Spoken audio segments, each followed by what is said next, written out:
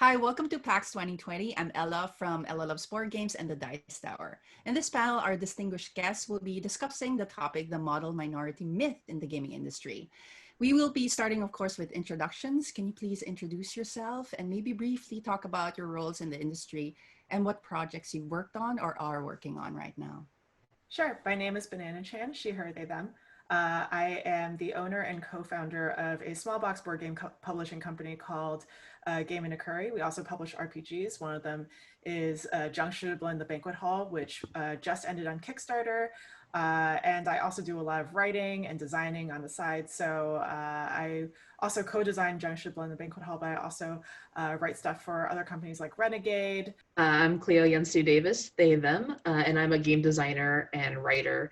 So, and I touch on a lot of different spheres. So I contribute to tabletop RPGs. I write LARPs such as The Long Drive Back from Busan. And I also write interactive fiction. I have a game called The Fog Knows Your Name, which is published by Choice of Games.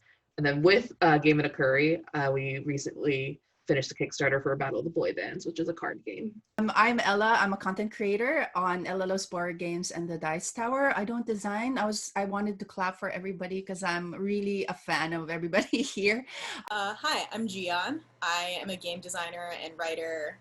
I've created a lot of work through collaboration over the last year. I've collaborated with Bully Pulpit Games, Jason Morningstar. I have an island for Agon, which is the new John Harper and Sean Nittner game coming out. I will be writing a scenario for Jiangshi. And also I just launched a game on Kickstarter called Wait For Me that did pretty well, which is a game about time traveling through your own personal history, and it's currently running as we record this, but by the time it comes out, it will have wrapped up its first run. Hi, everyone. My name is Victoria Caña, and I am the co-founder of an indie publishing company called Quartet Games. I run it with my partner, Alex Uboldi, and also my sister, Valerie Caña. And we launched our first game on Kickstarter earlier this year. It raised $100,000. It's called Gladius, where you play as spectators who are betting on and rigging the gladiatorial games. And we also have another game coming up in the next year or so called Red Cliffs, where you play a strategist plotting to win the pivotal battle of China's Warring States period. And when what I do during the daytime is I'm also a producer at Wizards of the Coast. Our amazing panelists will now be maybe discussing what our topic is. So, but we need to ask the question, what do we mean when we talk about the model minority myth, and what are its historical origins? I can speak to that a little bit, or at least not just off. For people who are wholly unfamiliar with the term model minority, it was a term that was first coined both academically, but importantly in the mainstream public eye through publications like Time Magazine and other digests that the general public would be reading, to mean that Asians, and particularly light-skinned East Asians, were a minority group that seemed different than other minority groups in the sense that they were high achievers professionally and academically. And this was a story and a narrative that was circulated really widely. And it's one of those stereotypes that seems positive, but it has created its own set of intense hurdles, as well as functioned as a wedge to drive against intra-POC solidarity. And it was a term that actually was somewhat deliberately generated at a time when intra-POC solidarity was very, very strong. You know, I live in Oakland in California. This is the city that's the origin of the Black Panthers. There's a lot of really amazing solidarity across movements with the Black Panthers and Pan-Asian movements in the 70s. And that basically splintered, and the model minority was a big part of that. Yeah, and I can talk a little bit about some of the themes you see historically with the origins, which is that at some point you have the Chinese Exclusion Act, and you have Japanese internment camps, and there's this weird shift that happens where Asians are depicted as kind of as savages, and like they're working class, and that's all they're good for is as laborers. And then as time passes, then you kind of get into the model minority myth, which depicts Asians as, look at how hardworking they are, and how often like non-threatening and docile, and how compliant. And compliance is like a big part of the myth in this whole kind of idea of being a model minority. It's has a lot to do with not talking back, not taking a stand against racism that you face, and kind of being like well behaved in that way, that you're not going to push back, that you're just going to take it and accept it, and like that's as if that's a good trait, as if that is something that's positive. And it's interesting to see how it evolved over time, because it is a very stark contrast from how Asians are originally depicted to, you know, later on, especially like in the 80s and onward. I think going off of what you were saying, Clio, too, it's sort of like a destructive myth, because it does erase a lot of the history that America had, specifically in terms of, you know, their relationship with Asians who were living here for the longest time, because it erases our history essentially, and, you know, forgets about like all the oppression that Asians had to face previously, and sort of like, you know, has this new facade of, you know, oh, we've always accepted like Asians in, you know, America or Canada, when that was not, you know, that wasn't always the case. And linking to that, in Australia, there's always a talk about assimilation. Like, you're a good, you know, minority if you assimilate, you forget about your culture. So everything is linked to that. Yeah. I guess that's how regular people talk about it. Like, this person is better because they've assimilated. They know how to talk like Aussie. They know how to, you know, they eat Aussie. They don't bring their culture. Their house doesn't smell because, you know, they don't cook their meals the way that they've done. So in that sense, in layman's terms, that's what it means. Yeah. So I feel like we're probably ready to move on to our next discussion topic that's very much connected to this, which is kind of, I think when we talk about the model minority myth, a lot of times the response that we get is, oh, what's so bad about being a part of a group that's seen as being so successful? Isn't that a positive thing? Doesn't it actually give you a leg up, both in the world in general, and then also, you know, sometimes specifically the question is about like in the gaming industry, isn't that helpful actually? Yeah, so one of the things that I learned about the model minority myth actually is that with a lot of these racial stereotypes, there are things that are good about them, so that way the people who belong to that stereotype can sort of cling to them and like them, but it also hides the fact that there are a lot of dangerous things about it. So with a model minority myth, there are technically a lot of good things about it, right? Like, you think, okay, well, being smart, that's a good thing. Math and science, those are good things. Being wealthy, those are good things. But on the other hand, it's masking the fact that along with the model minority myth, you are also being seen as a forever foreigner. You are falling into a reductive stereotype. If you want to do something other than math or science, it can be very hard to break away from that mold. So, for example, when I was growing up, I grew up in a very big Asian American community in Las Vegas. And what was interesting is that the model minority myth exists, but I'm Filipino American, and being Filipino is very different than being other types of Asians, like being Chinese American or Korean American or Japanese American, because many of my family members actually didn't go to college. Many of my family members are actually not that wealthy. A lot of them are actually lower income and have struggled with their time here in the States. But when I was growing up and when I was in school, I was grouped in with other Asian Americans, and people were constantly expecting me to fit this mold and constantly expecting me to be perfect. And that was very stressful, because on one hand, I wanted to be a part of this group because the other Asians in my school, they sort of grabbed onto the stereotype and tried to find pride in it. They try to find pride in jokes that people would make about us, like, oh, you really like rice and you really like studying. And they would say stuff like, well, you know, we're nerds, but in the future, we're going to be your bosses someday.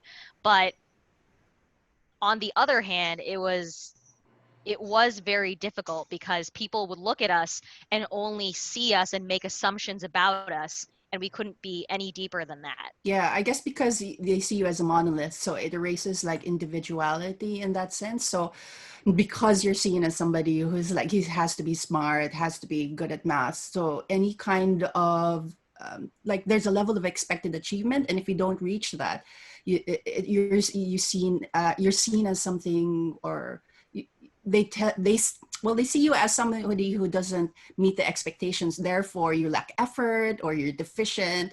You're not a good Asian. So, and then you take that in. So, because, for example, me, I'm a teacher, but I teach maths, but actually I'm a more an arts person. But because I was pushed into that direction because of what jobs I could take in the industry. So, and that's not that I don't enjoy maths.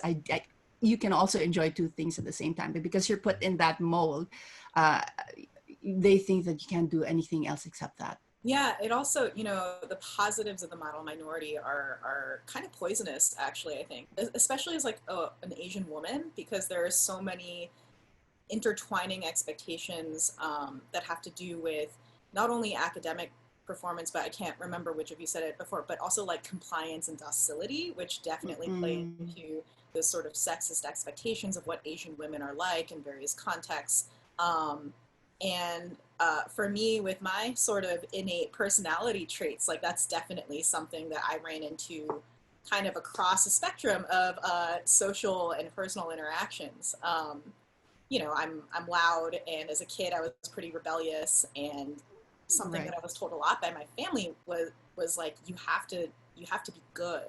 And it wasn't just like you have to be a good kid, but it was sort of like you have to be good, the subtext being like in the eyes of white society, in the eyes of this aspirational racial and socioeconomic class that we were trying to like rise to.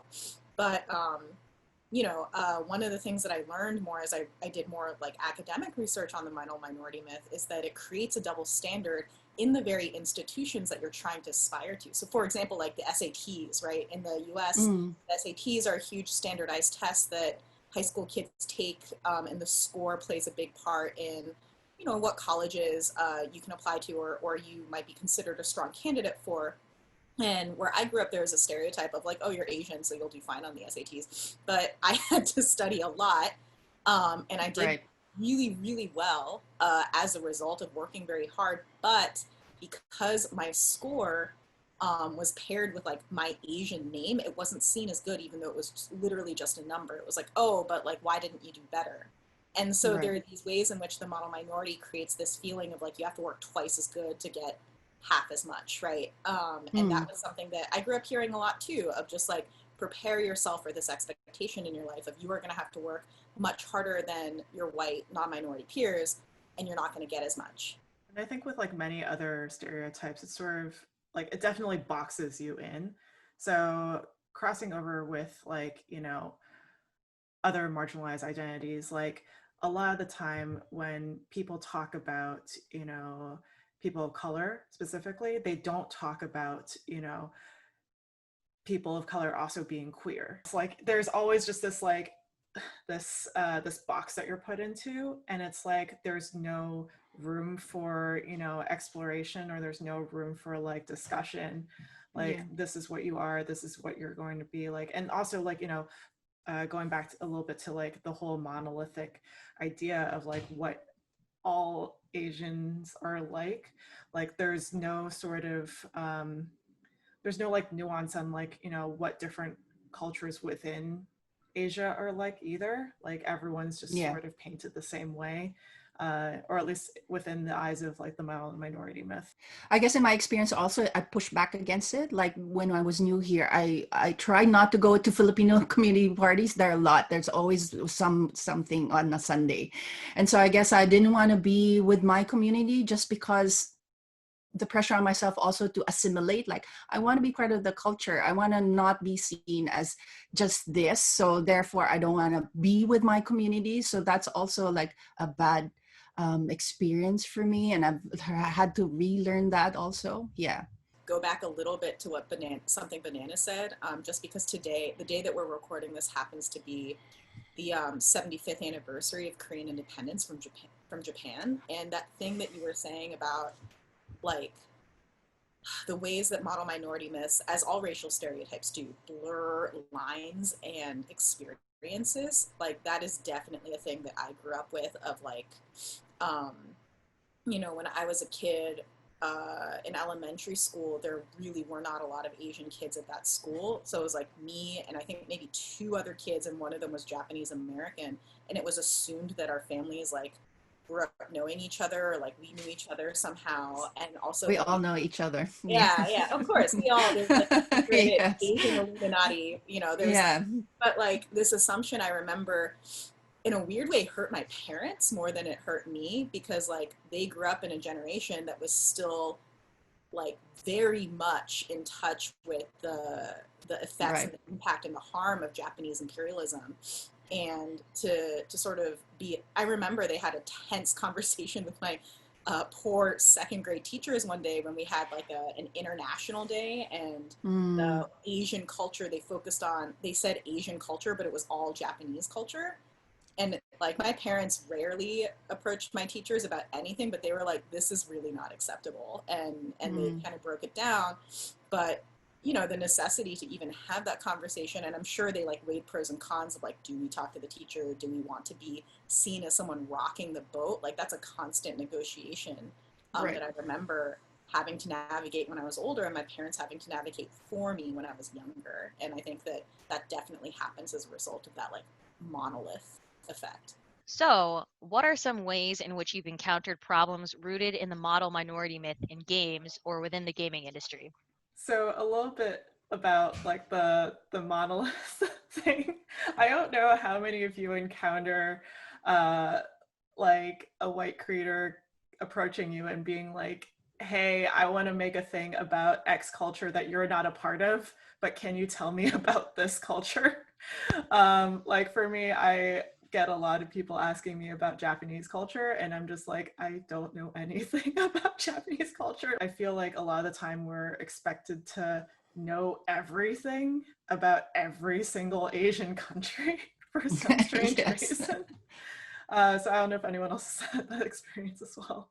I don't want to be specific, but in my experience, as Jeeyon was talking about, you have to work harder just because there's a higher expectation of you. Also, as I have the same experience, you have to know about everything that is Asian, and people approach you like, do you want to be, you want to represent this in a panel, this, I'm like, I'm Filipino, I would have no idea about that experience at all. It's very different, as Victoria was saying. Yeah, I grew up poor, you know, they want you to talk about specific things, and I just have no experience of that. Very different experience, especially because I'm Australian, Filipino, and then because most of my audience is American, that's a different hurdle also. Like the Asian American experience is very different from somebody who's growing up like second generation, third generation, very, very different. Somebody growing up in Australia. So every Asian experience is unique.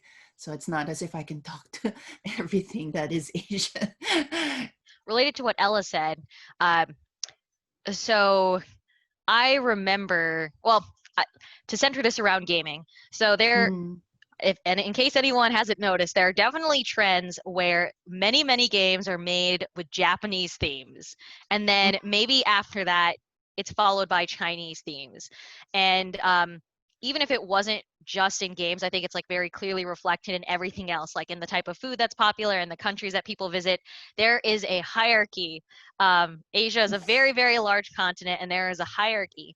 And growing up Filipino, I remember that people at my school would actually say that Filipinos are the Mexicans of Asia, which that yeah, is super offensive on many levels.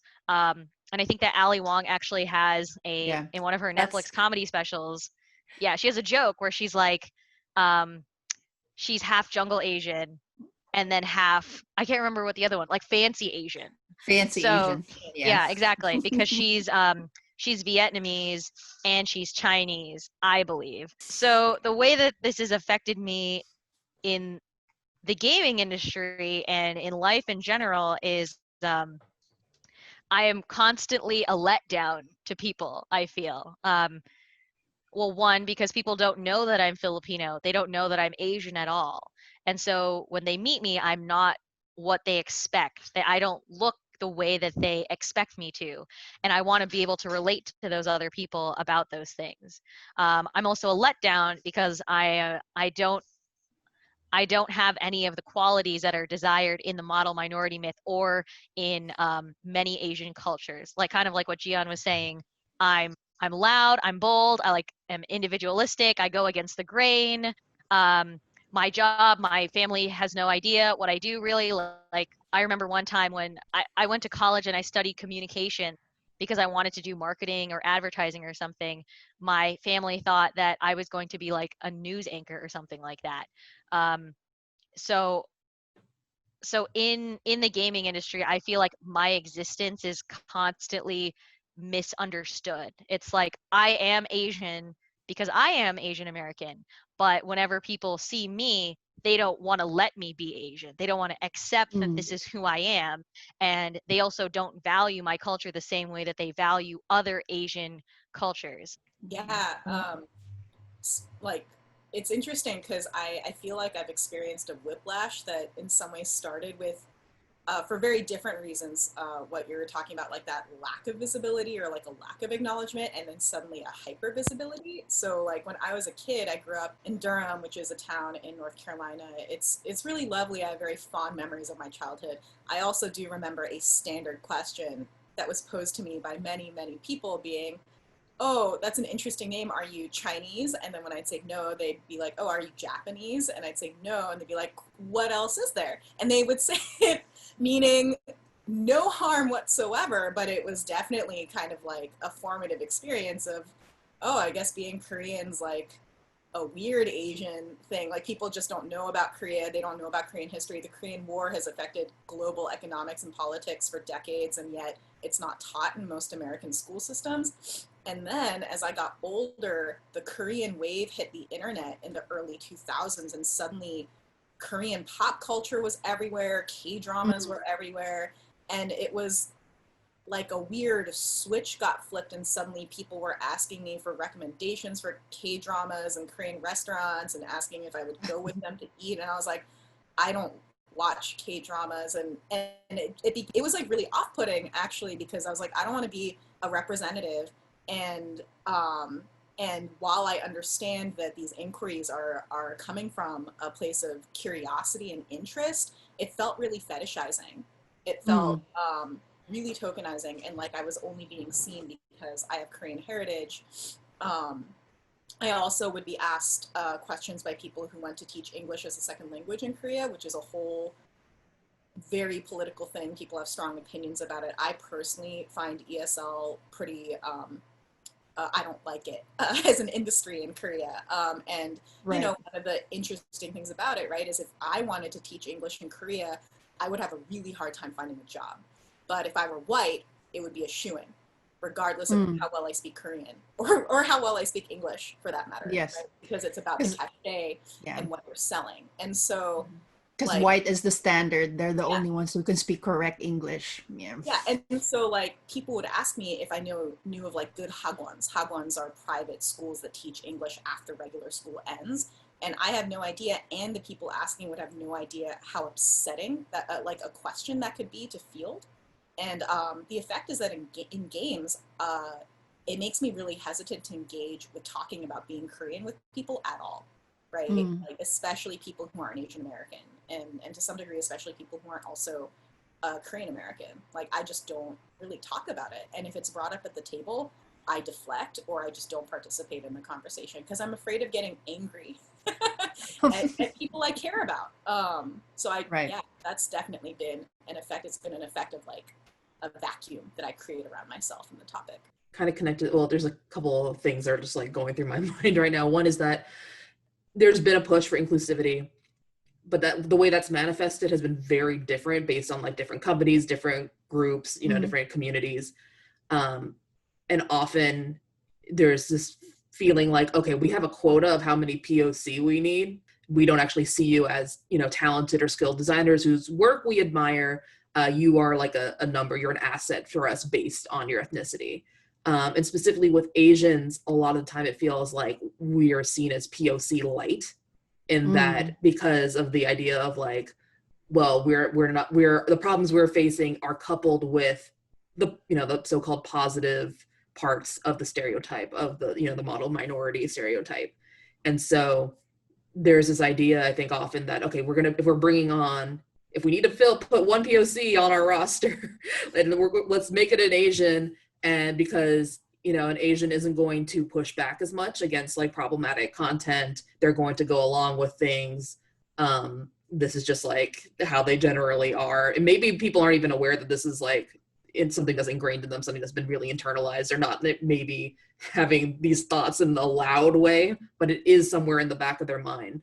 So when you don't meet that expectation of, oh, I see problematic content, I'm going to be very gentle in how I, maybe point it out, or maybe not point it out at all, or, say sorry when I point it out. If that's the expectation and you're brought onto a project and you're like, actually, this, and this are really not okay, sometimes the people who are, who you report to can be very surprised that you would be that outspoken, because there's this idea of that you're going to be, again, docile, compliant. And then, of course, this works, again, to put more of a divide between Asians and other people of color, because it's, again, the idea like, oh, we're going to be the ones that just like go along with anything that, right. White and we're people competing say. And we're competing for the same spot. Do you feel there's more backlash because of that? Now that you've said that because you're seen as very docile, that when you're not, there's more backlash. Have you experienced that in any way? Yeah, because I think it's like, it has to do with the idea of like, are you going to be well behaved? And when you speak out, suddenly you're seen as, no, you're not well behaved. You're not actually. And then for me also specifically, and I'm multiracial. So sometimes what I'm met with at that point is, oh, you're not really all that Asian, you're more white, aren't you? Like there's this further divide there that they're trying to kind of like separate me from my Korean heritage. And again, I don't think it's something that people really realize when they're necessarily doing it. They don't know the why behind it. But it is just something interesting to see, especially during these pushes for inclusivity and diversity on various projects and in various companies, just how different people handle it and approach it. Yeah, going off of what Clio said, I've definitely witnessed many instances where Asians are used as POC light for diversity quotas, where they'll always include an Asian person. Usually it's like a Chinese or Japanese person, and they'll be like, great, we did it, we have done diversity. We have hit the quota. And in addition to that, I think that we can see in the gaming industry, in terms of the people who work in the gaming industry and also the characters represented in the games, they use Asians as an excuse to show other types of POCs, like, hey, look, we do have diversity. Look, these Asians are able to get into the game industry, or they'll say stuff like, look, we do have games about other cultures, but we are really not talking about the breadth of POCs that there are. Like, just because you have some Asians doesn't mean you have all Asians, and that also doesn't mean that you have all people of color represented. Like, most of the time when people are doing their diversity checks in games, they'll just be like, okay, we'll have white people and then we'll have like non-white people or POCs, and they're all put together in the same bucket. And because of that, sometimes I feel really bad, because I'm glad that there are many Asian people working in the games industry. But what I'm not seeing Black colleagues, I'm not seeing like Latinx colleagues, and sometimes I feel like our existence is being used to cover up the fact that there are lots of other people who don't have the privilege that we have to be in the gaming industry. Right. I remember this one example, because I was talking about like, there should be more representation and not everybody is doing well. And that they give me as an example, like, aren't you doing well? Doesn't it mean that actually that there is equality in the industry, that you can just make a YouTube channel and you'll be okay, and look at your success? But I don't represent everybody. So just because some people are successful doesn't mean that, that there's suddenly we've cured inequality and racism, like, because you're treated well. Like, that doesn't work that way. And I think sometimes, like, also when we're talking about backlash, it's like, I don't know what goes on in the minds of, like, the people that say, certain things, but, like, it feels like for me sometimes when I say something or, like, I speak up, it feels like they're feeling betrayed almost, that, like, we've said something, or, like, something is being said at all, because I mean, it does feel like half the time they're expecting us to give like a sticker of approval for, like, oh yeah, Right. you've done great, you've done a good job for, You've solved it. yeah, you've solved racism, when in Yeah. actuality, like, that, like, us being on board, or, like, me being on board on a project, is just like, well, thanks for having me on, but there are all these other people that should be on here as well. Yeah. And I'm doing a job. I'm not solving racism. Like, I'm doing my job as a person. My job is not to solve racism for you. Yeah. That's Sorry. one thing. Yeah. I think that really speaks to, like, the ways in which all racial stereotypes, but especially ones that are really insidious, the way that model minority myth stereotypes tend to be, they're about expectations. It's about the expectations of the people who hold that stereotype. And if someone holds that expectation and then brings you on to a project expecting certain things like compliance, not rocking the boat, you're going to be great at math, like whatever, and then you're not, there's a resentment that's there, right? Like, there's the surprise, the feeling of betrayal that Banana talked about, and then this resentment of, like, but the whole reason that I thought you were fit for the job was because of these things that they don't say, right? They're, like, really internalized. Maybe they don't even realize they're holding those feelings or beliefs themselves. But the resentment comes out as, like, a tangible thing that impacts the interaction afterwards, right? And I think that's actually an interesting segue. So how has your experience with the model minority myth impacted your design process and choices? Maybe it's not about design, like, because I'm in content creation, I'm always wary of, am I being the check mark? So in the back of my head, I'm like, not that I don't want to be used, but I want to be mindful of why I'm being hired. Like, are you hiring me because I'm good, or are you hiring me because I'm a demographic that you want to check? So that has always been, which is not a good thing to be on your mind. Like, you're already, like, I'm not 100% secure about my talents anyway. And then on top of that, I'm like, are they hiring me because I'm good, or I fit the bill? Or so then you're looking at, oh, am I talented? Am I good enough? So that's also a thing that's in your head that is not very good for your mental health. I actually draw a personal line around writing about like games that have to do with Korean heritage or Korean culture, and that I don't. And this is actually a very deliberate, conscious choice that I make. It's not that I haven't written them. I actually have on my laptop, like, a folder of games that really heavily draw from, like, Korean folklore or mythology, or my experiences being Korean American, or the increasing amount of, like, Korean history that I'm learning about as an adult. Those games are for me, and I don't plan on publishing them. I might share them with some friends, but they're not going to hit the shelves, or I'm not going to shop them around. And the reason why is because I feel very fiercely protective of my heritage and of being Asian American and Korean American. Like, my diasporic identity is such a core part of myself that it doesn't feel, this is a loaded word, but it doesn't feel safe to really put it out there as a subject for a game. And I realized, even in small ways, right? Like, there's a game jam going on right now on itch.io called Folklore Jam, and it specifies that you can only write games that draw from folklore, from a culture that you belong to, which I think is kind of cool. I think it, like, encourages people to look at their heritage, especially, like, because whiteness is its own monolith that also erases experiences and identities and specific regionalisms. And so it's a great impetus, I think, to look into things. And Korean folklore mythology is amazing. And I'm going to write that game, but I'm not going to publish it. Right. Like it's for me. Do you feel that it will be picked apart? That's why you don't want it to be in the spotlight?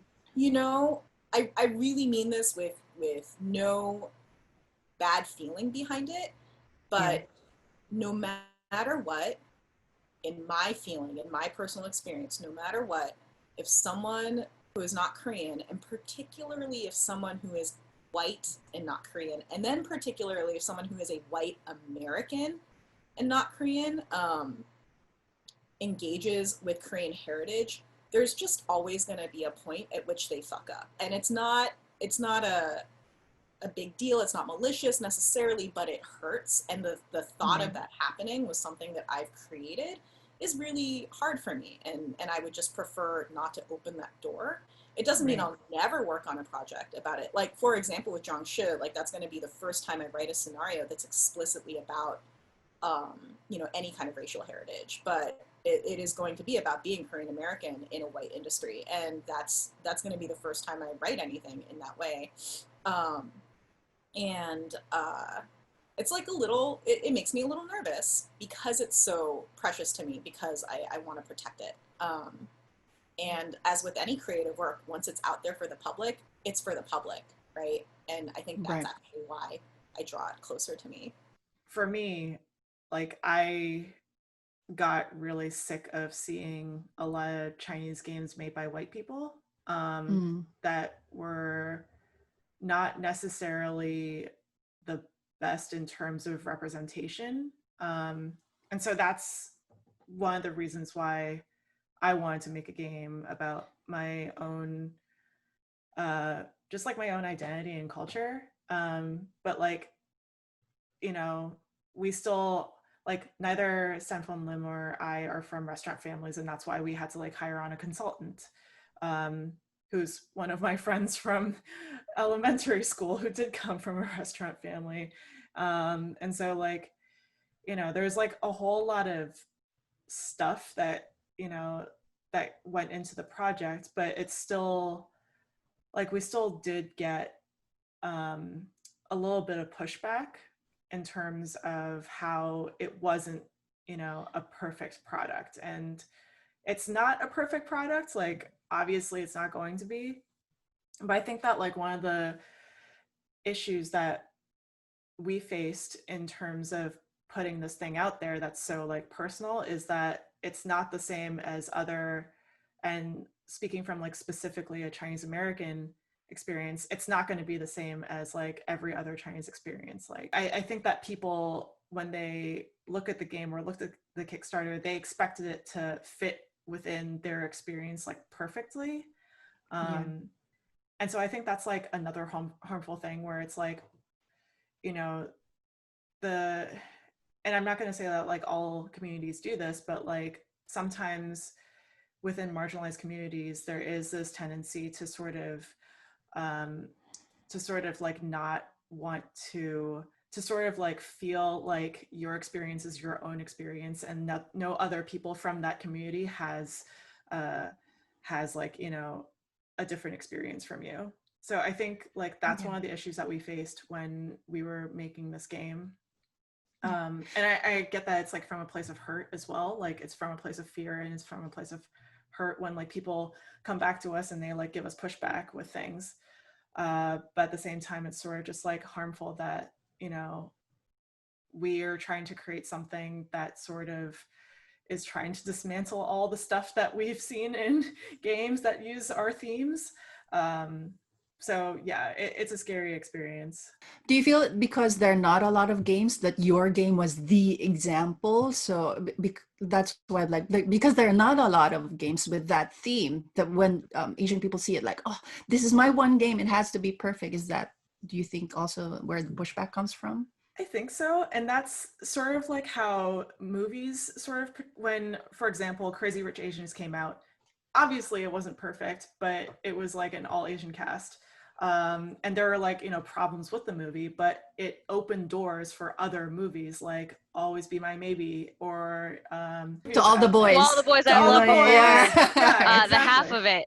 The half yes of it. Yeah. Yeah. I like haven't watched the half of it. Okay. Yeah, and like if it weren't for them, like, you know, trying to try something new or like do something different, then like I feel like all these other movies wouldn't have been made. So like the intention for this, I'm not trying to say that like, you know, this is going to open doors for everyone, but I feel like the intention for this was to sort of create a space, hopefully create a space for like, you know, other creators of color to be like, hey, like we can make our own games about our own cultures and like not get crap for it. So when I was first designing games, I wasn't really thinking about what I was designing necessarily or what was causing me to design these particular types of games. At first I was just like, I need to make a game, I need to publish it, I need to bring it into the games industry.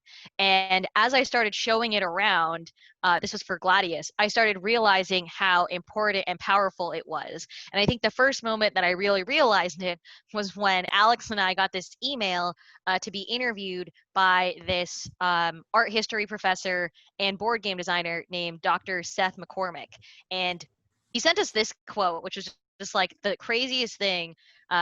He said, "Thank you for providing further evidence of how diversifying representation in games can broaden players' perspectives on history. I find that the majority of board games set in ancient Rome adopt a very limited perspective by focusing on war or politics or both, reinforcing the traditional view that history is a story of great men, i.e. rulers and generals.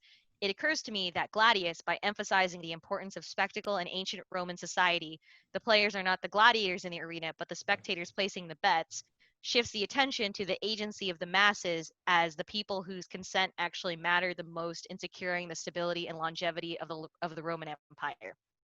So Gladius isn't a game about Filipino culture or any other Asian culture. It's a game about ancient Rome. But one of the things that Alex and I really cared about doing with this game was making sure that we actually represented the diversity in ancient Rome, which was a really huge reason why ancient Rome was such a vast and powerful empire. You know, like Rome was not just like, hey, we're here in Italy and we're all pale white dudes and it's Julius Caesar up in here. It wasn't just that. Like Rome was an empire that was up in North Africa. It was all across Europe. And we wanted to show that in the diversity of the characters. And when we were designing each character, I think we have like 46 unique illustrations and there are 5 main characters in the game. We were very cognizant of the fact of how we were representing Asian characters in our game. So, for example, on the box, there is an Asian woman, specifically a dark-skinned Asian woman, because you don't often see that in games. And she is also a senator. And in ancient Rome, you know, senators were all men. So this is not historically accurate, but we felt that it was important to show that there can be many types of characters in different roles. I think it's similar to Hamilton the musical, where they talk about how it's the story of America's past told by America today. Related to this, we're also working on another game called Red Cliffs, which is about the Chinese battle of the Red Cliffs. So one of the challenges that my co-designer Alex has had is that it is a game about Chinese culture, and he's multiracial, and his name is Alex Uboldi. And if you look at his name, and maybe if you look at his picture, you probably wouldn't know that he's Chinese. And we've actually had to discuss, like, hey, should we include your middle name, Sun Yi, so people know that you're Chinese? Are we going to get backlash against this because they're going to think like, hey, Chinese people didn't work on this game? And that was not something that we have expected to do.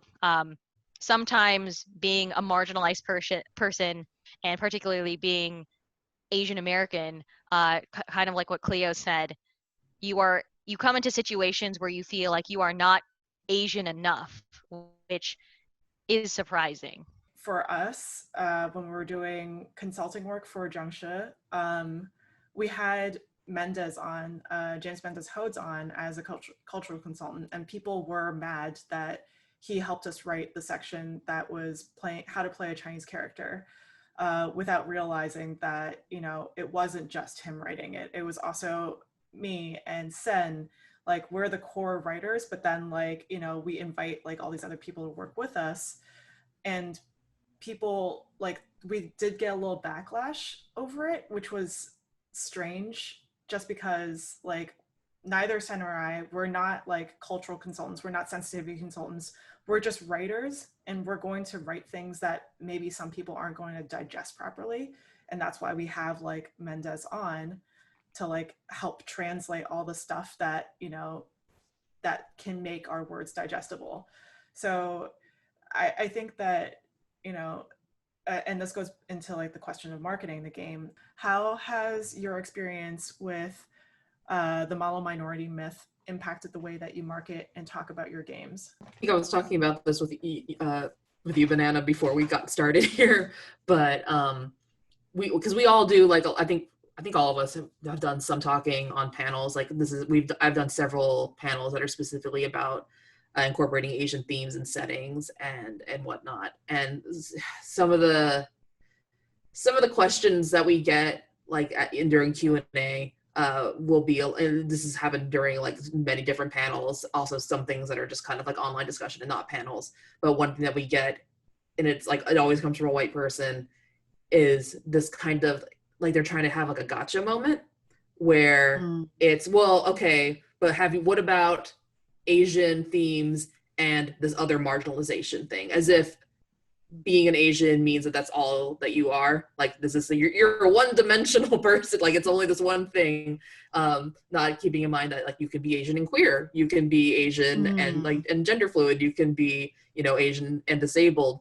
And so you get these questions that are like, it's like they're maybe only just realizing for the first time that you can have these intersections, and they assume that you and your work are not going to address those intersections at all. But, you know, I've written an adventure setting for kids on bikes called No Such Place as Koreatown, and I think there is, because maybe in part because Crazy Rich Asians was successful to the level it was, that people think that when you're writing about Asian themes at all, it's going to be maybe like very glamorous, or like, because I have written also K-pop game, so there is this idea that there is glamour associated with that, and so certain social status. But No Such Place as Koreatown is very much inspired by Annandale, Virginia, which is kind of like our Koreatown there.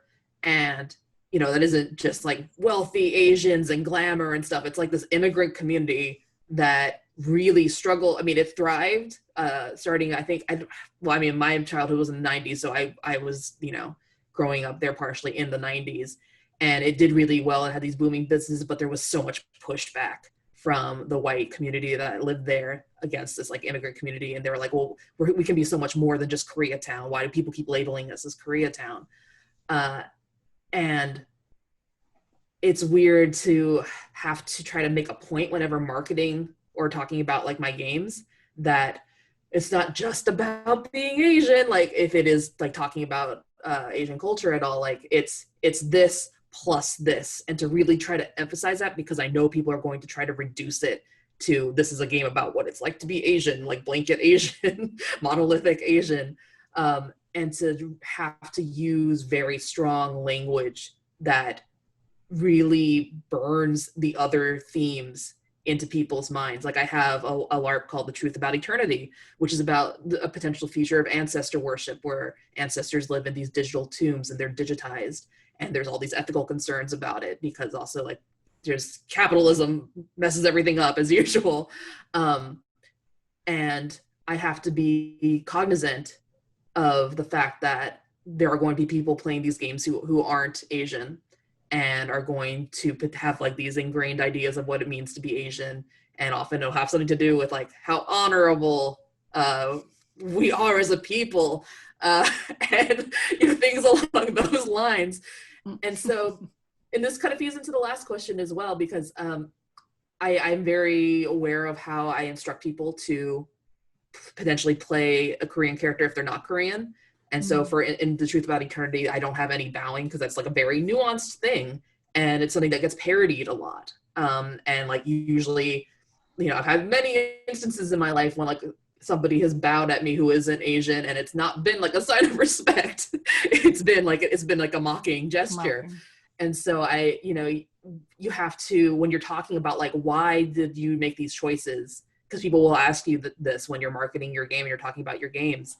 You have to be able to explain it in a way that also kind of, you feel at least you have to explain it in a way that like doesn't hurt their feelings or doesn't make them feel like, oh, I don't trust you. Because like maybe I don't necessarily trust all players out there in the world, every potential player who could possibly end up playing this game.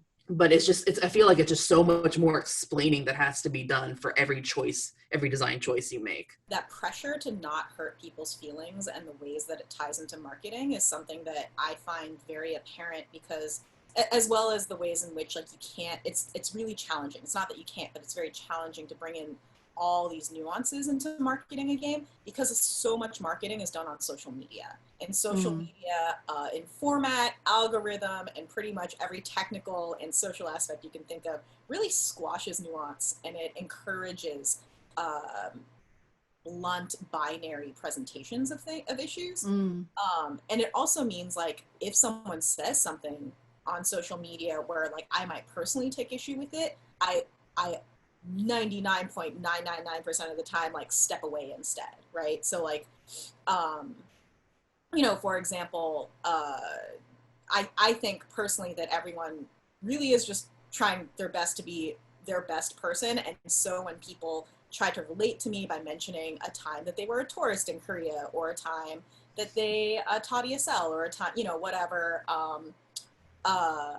One time I think someone said like they like emotionally identify as Korean, and this person is not Korean, and I like was in Korea at the time for like a very intense like family visit, and I remember looking at that tweet and like putting the phone down and going for like a walk without it. And like all of these interactions, they stack up cumulatively, right? And the way that they tie into marketing for me is like in the same way that I'm like, okay, I'm drawing a line around my work, and that like I have decided that this whole arena of topics that's like that's very explicit is going to be personal to me. However, I refuse to not bring in my experiences as an Asian American when they are relevant. So for example, with Wait For Me, which is a game that is very personal, and also Kevin and I, my co-designer, worked really hard to try to make it as to not put in anything that was universalizing experiences that cannot be universalized. We put in a lot of text in the game about like, please adapt this as needed. We know that not everyone has the same life experience. Not everyone went to school. Some people who are playing the game are like teenagers, so they're just straight up not going to have the life experiences that are talked about in these prompts that are about like, you're about to get married, you're about to have a kid. Some people have had those experiences and they're really fraught. So like, we put in a lot of text to talk about how this game is like a template that you can like put your life on top of, which meant that when I was marketing the game and talking about the game, I talked about my life experiences, including things about growing up Korean American, not necessarily having the experiences that are outlined in certain prompts, and also with the two-player path, talking about certain apprehensions when Kevin and I were playtesting it, and he had to write from the perspective of my grandma, a Korean woman, which Kevin is not, like, I had some apprehensions about how that might go. And I think that to gloss over those experiences would be disingenuous and not hold my personal integrity. How to wrap that into marketing is so hard, because like, you don't want to put people on the defensive. You want them to be interested and curious and positive about your game and your work, and kind of you as a person. But that means like I personally often have to make deliberate choices to not engage things that if a friend said it, I would definitely be engaging, right? If someone was in front of me in person over dinner and they said that thing, I would be like, I'm not sure why you said that, like, but that's not cool, right? And it's a hard choice to make, but I feel like that is a consistent marketing choice that a lot of racial minorities in America and Canada and other Western countries make pretty consistently. And I don't know if that's your experience, but that's been my observation, certainly. Like, how do you feel about when people run with your project as a diversity project? Like, instead of talking about the project itself, they're like, look at this, you know, Asian making this game. Like, let's help them have this project funded because we have to help Asians. How do you feel about that? Because I see that, because in social media, because it is very binary, that's what happens with projects. Like, oh, look at this. This is a Black person making a game. Let's talk about this instead of talking about the game or the project itself and its uniqueness. So how do you feel about that? I think it's like a double-edged sword, right? It's like you want the exposure, you want to make your game, if it's on a, you know, crowdsourcing platform, like, you know, in one way you need the exposure, you need, like, you know, all the boosting that you can get, but at the same time it does feel so reductive, and it does feel like, you know, like, why are we even talking about the project if you haven't even seen, like, the Kickstarter, or if you haven't even seen the website, or if you haven't even seen the game, if it's already available? Like, it, like, for all you know, this game could be about, like, you know, kicking puppies or something like that. Like, and you would have no idea. I feel like people just, like, make blanket statements about, like, you know, a project without actually getting to know it, or, like, blanket statements about, like, a person without getting to know their work. And I think that's when we run into the issue of, like, it does touch a little bit about, like, on, like, tokenism, and, like, sometimes I feel like it also relates to how sometimes people on the internet, they like having that savior moment of, like, I backed this game, or, like, I, you know, posted about this thing, I did a good thing, I pat myself on the back, and I walk off, and, like, you know, that's the end of, you know, the work trademark that I'm going to do for the day or the week or the year. Yeah, I mean, like, I feel like every creator can relate to this feeling of, it feels really weird and not always positive to realize that someone is supporting a project of yours that they haven't read and don't understand. It almost, for me, do I prefer it? I don't know. Sometimes I prefer when someone is just overtly critical, because at least then I know they've read it and they, like, have gone through the experience of being like, this is this person and this is their work. And if and, you know, honestly, if the criticism is nuanced, then I really like engaging with that. How frequently that happens is a different question, but there is something, it's almost like a weird, like, extension of that model minority, right? It should be positive that people are just sort of upholding you and your work, but, like, if they haven't read it, then you almost feel like an avatar of yourself, like a hologram that's being projected out onto the world, and, like, that's what people are supporting, but they're not looking at you as a whole person with your diversity of experience and your specificity of experience. And it's a little insulting sometimes. When I was younger, I took that kind of thing really personally. Not as much now, but, like, the base feeling is still there. And I think that we were talking about really touches on that. Yeah, it's weird experiencing this, because, like I mentioned, when I was growing up, I grew up in a very diverse community, Las Vegas. There were, like, a lot of Asian people, and there were lots of other types of people in the community as well. And then I went to college at NYU, very diverse there too. And then even the first job that I had was super diverse there as well. And then going into the games industry, where the majority of people are like white men, and then, you know, you're just, like, looking around, you're like, hello, please, is there anyone like me around here? Are you around? Do you exist? And then also experiencing how sometimes people will come seek me out because they need me.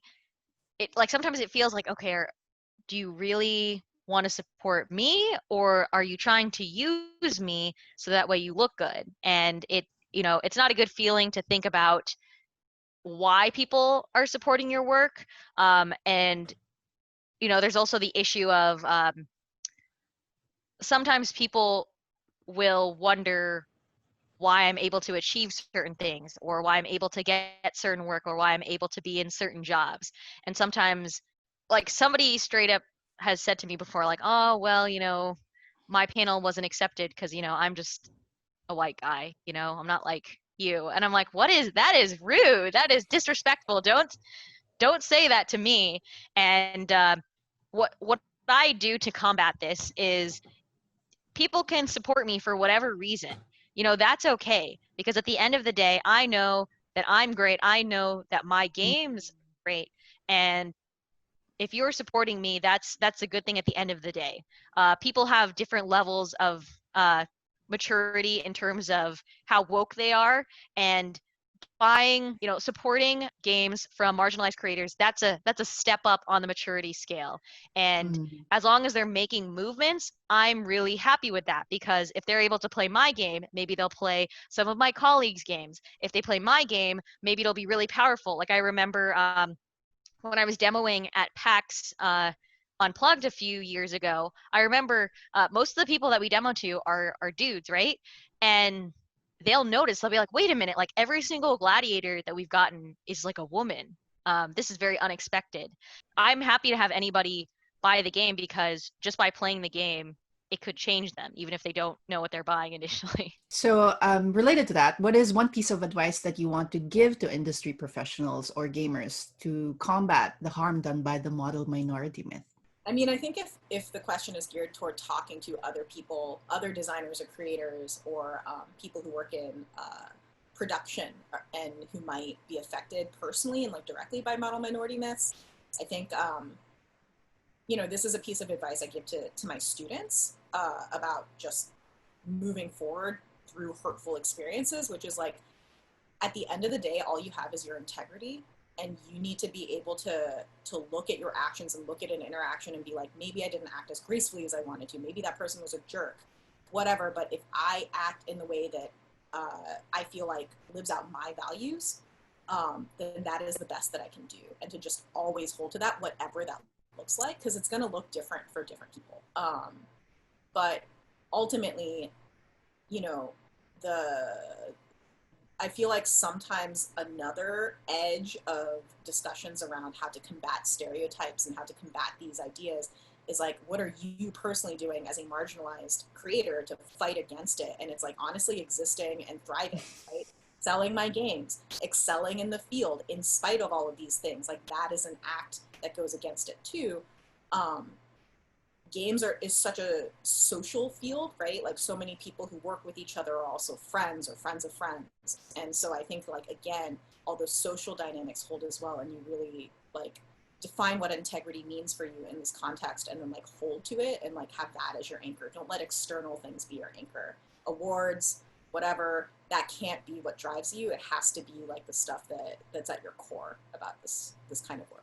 I agree with that. And also, like, there might be moments in time where you feel like you're not enough. Like, like Victoria, what you were saying earlier, like not feeling Asian enough. Like I definitely felt that when we were going through Junction, like dealing with feedback and like not necessarily always the most like constructive feedback was like stuff that we had received. And so like having those feelings of, am I enough? Am I Asian enough?